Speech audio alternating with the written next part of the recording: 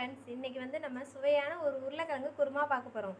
அதுக்கு 4 பெரிய வெங்காயம், 4 பச்சை மிளகா, 4 தக்காளி, 2 கேரட்டு இதெல்லாம் கட் பண்ணி ரெடி பண்ணி வச்சுருக்கேன்.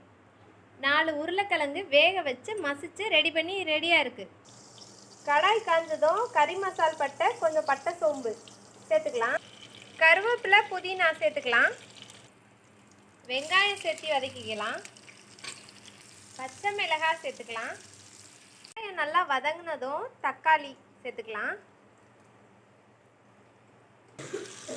தக்காளி வதங்கினதும் கேரட் சேர்த்துப்போம். தக்காளி நல்லா வதங்கினோடனே மசிச்சு வச்ச உருளைக்கிழங்கு சேர்த்துப்போம்.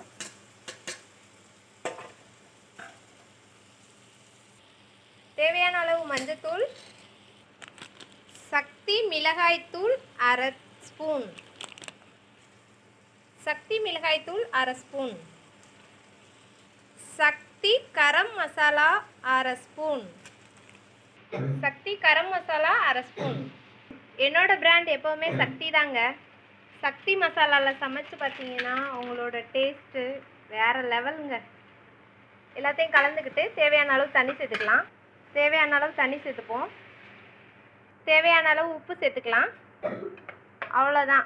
கொதி வரவும் நம்மளோட சுவையான உருளைக்கிழங்கு குருமா ரெடி ஆகிடும். நம்மளோட குருமா ரெடி ஆயிடுச்சு.